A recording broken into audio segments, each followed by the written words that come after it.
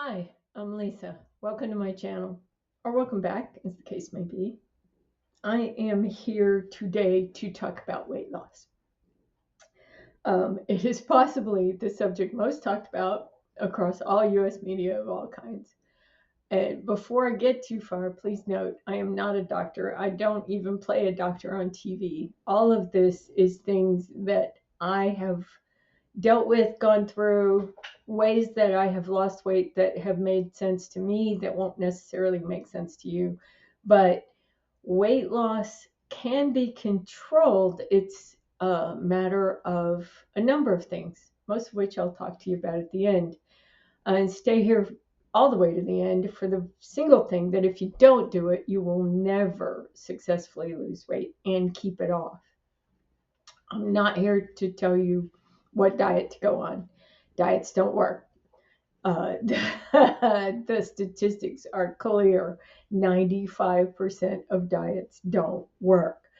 But as Friedhoff says, it's not that people fail at diets, it's that diets fail people. They're set up so that you will fail, not deliberately. There's a lot of them that actually might work if we could hold on to them. That's not who humans are, though. I'll talk more about that in a second. Anyone or any resource that I cite during all of this will be in the description. But I'm going to have to tell you a story about why I feel like I can inflict my opinion on you. And stick with me, I think it'll be worth it. Like many women in this country, weight loss or gain has been a concern of mine since I was 19 years old.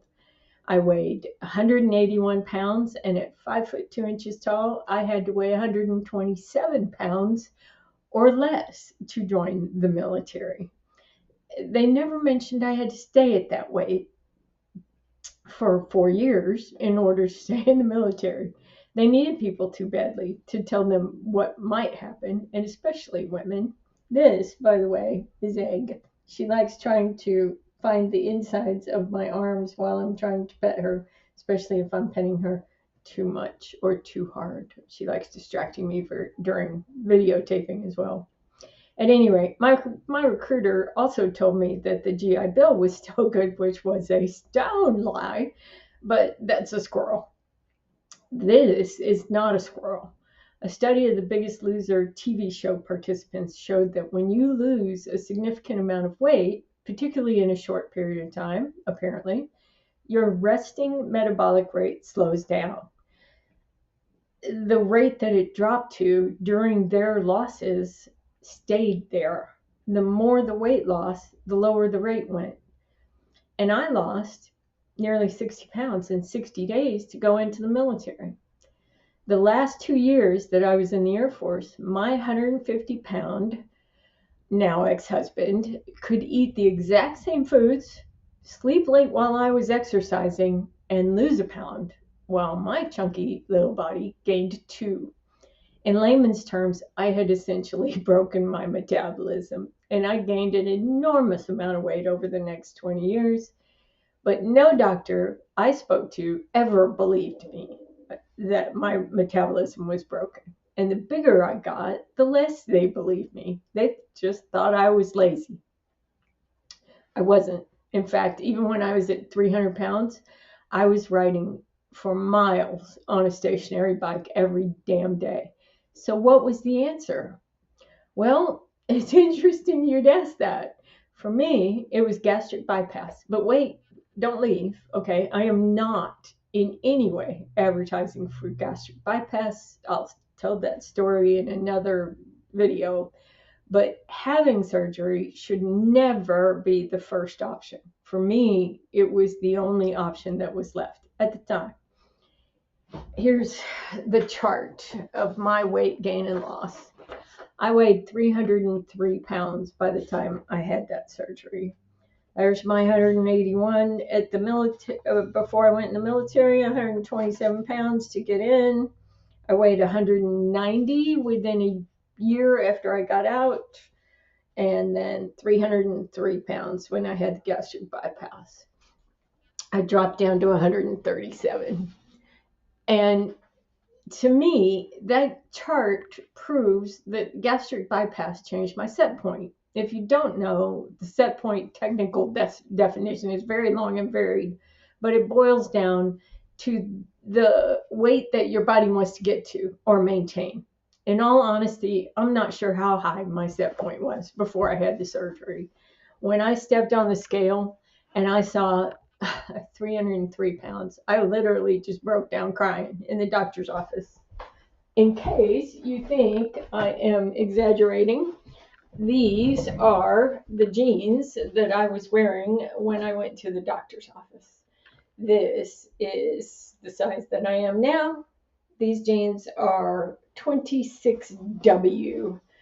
So, and I was massive. I was literally bigger around than I was tall. I was 65 inches around and 61 inches tall because I had lost an inch to, well, gravity.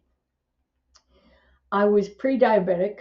I walked like I was 90 years old because every joint hurt, and I sprained my ankles every time I stepped off a curb.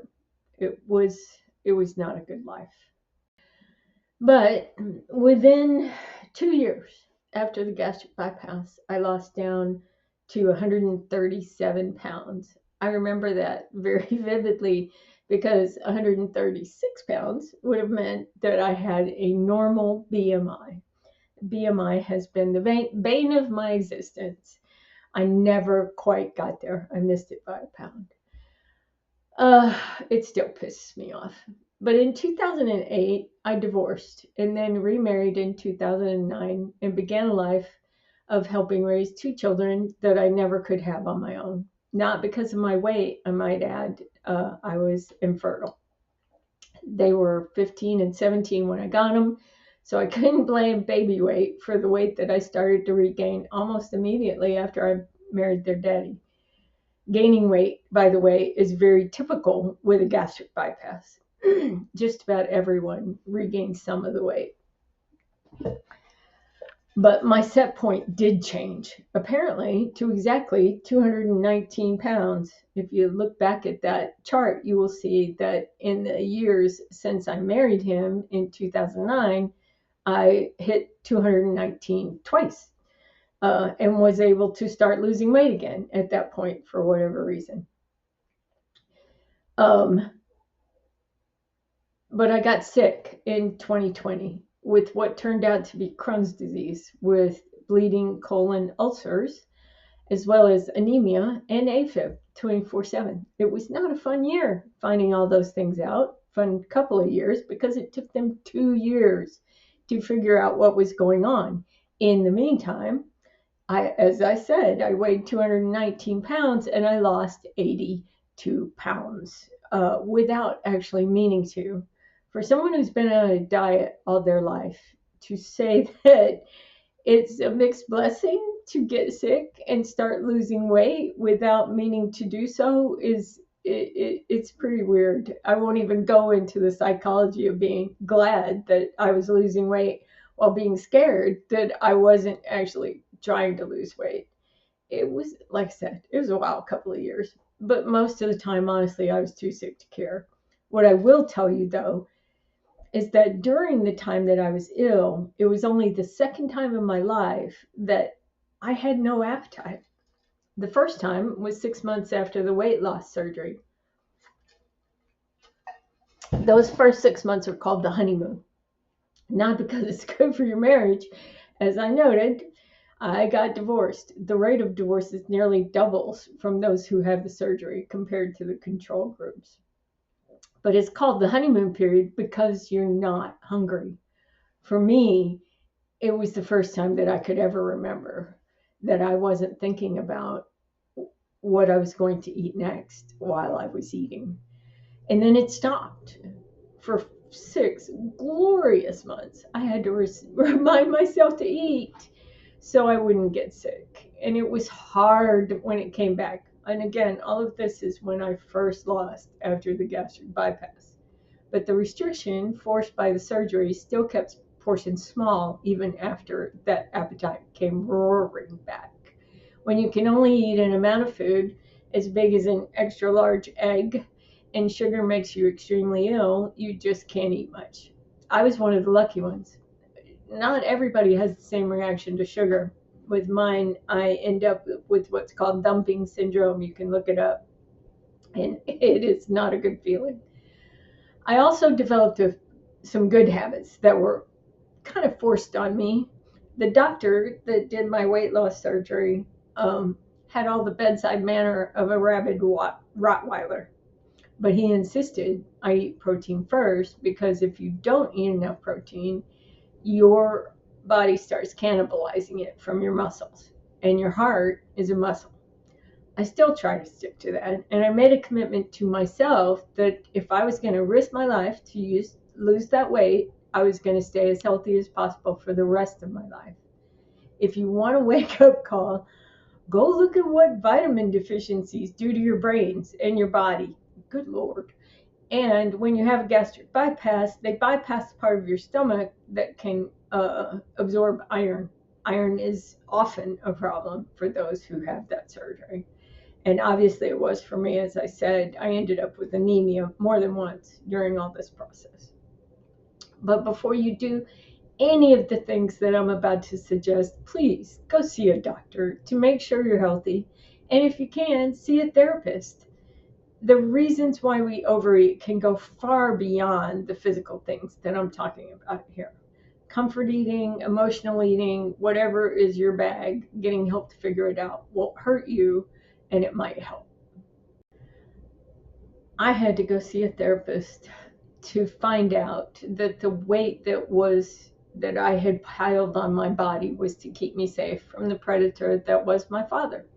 And if you don't know what's keeping your weight on, getting rid of it gets a lot harder. But here are the 5 things that have worked for me when I needed to lose weight, and for many other women that I know.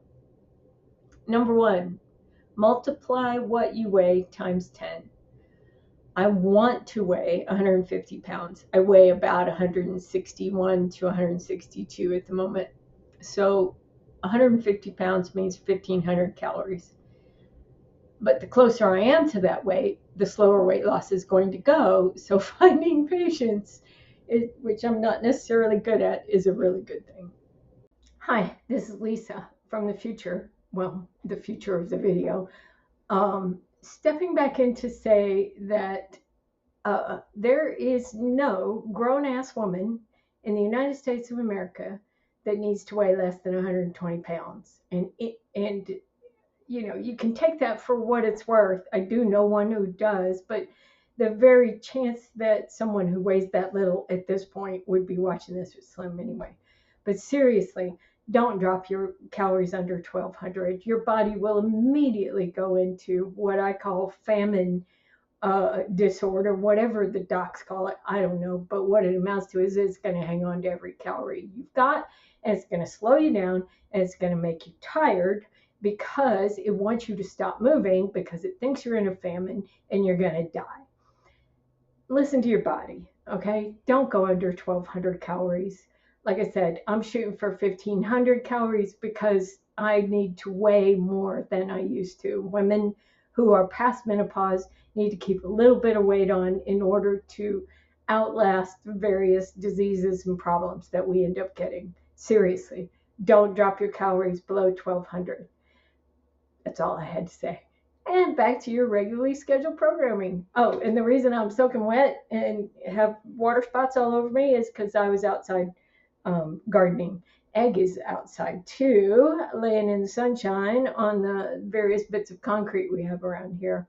And when she's not doing that, she's hunting baby snakes so she can bring them inside for me as a present. Talk to you soon. Number 2, as I said before, eat protein first every time. When you turn to a snack, go with protein. I tend to work with light cheese sticks. The string cheese light are about 50 calories a piece and 7 grams of protein. And it's hard to find that much protein in anything else besides pure meat, which is not my favorite. Number 3, weigh yourself as often as your crazy little heart desires, but only record it once a week at most, and once a month would be ideal. Your weight's going to swing wildly, particularly if you're exercising. Water weight comes on and off, and those temporary upswings are just devastating and don't end up feeling like they outweigh, if you'll pardon the pun, the downswings. So just use your averages. Do not work with what your weight is from day to day, or you'll drive yourself completely nuts. Excuse me. Number 4, don't cut out anything completely.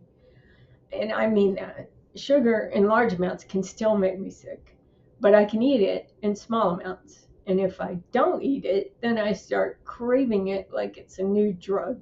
Eat what you love. Change the amounts of what you eat. And in terms of food, number 5 is weigh everything, measure everything, and write down those calories and keep doing it. We are bad at estimating how much we're eating. And that brings me to the final thing, that if you don't do it, you won't ever lose weight and keep it off. I promise you, you will not lose weight unless you stop lying to yourself. I honestly don't care how much you tell me that you weigh, but you need to get truthful with yourself about how much you weigh, how much you want to lose, and why you want to lose it. It's all right if you're doing it for how you look, not because you want a healthy lifestyle. You can tell other people that if you want to. You tell yourself the truth. A healthy lifestyle and how you look go together. That's the good part. Stop telling yourself that it's water weight, baby weight, menopause weight, holiday weight. Pick one, whatever it is that you're blaming it on. Stop blaming. It is not a tragedy. It's just weight, and you can lose it if you choose to. I had to stop leaning on that whole broken metabolism thing, even though it's true, because the only way to lose weight is to adjust to the broken metabolism thing. Thus the 10 times my goal weight number. And last but not least, the easy fixes aren't that easy. I almost didn't add this because it's going to sound like sour grapes, because it wasn't an option 20 years ago when I was in crisis. But I'm honestly glad that Ozempic wasn't around then, because I would have used it in a heartbeat. The idea of taking a pill or taking an injection and not having my appetite come back, yes, absolutely. But the ugly secret that all of this advertising doesn't tell you is that it changes nothing but your weight. Doesn't fix your head any more than the gastric bypass fixed mine. It fixes your appetite, and only your appetite, and that only temporarily. It doesn't help you learn to eat less or to eat better. It doesn't change the relationship with food that you have to attain in order to keep weight off. And you have to keep taking it. Right now, they may come up with a pill that works and done, or an injection that does, but right now, that clawing craving is going to come roaring back the moment you stop taking it. And Ozempic and all of its counterparts don't teach you how to cope with how it feels after you've lost the weight either. Look, I'm not a doctor, and I could be wrong about all of this. I am just thinking out loud about what's helped me. If this helps you, that's wonderful. One of the things, one last hint or tip, when you stop measuring your food, when you stop writing it down, and when you stop getting on the scale, you're lying to yourself. That's the tip. As long as you are doing those things, you're not lying to yourself, and you have the ability to get your weight to where you want it to be.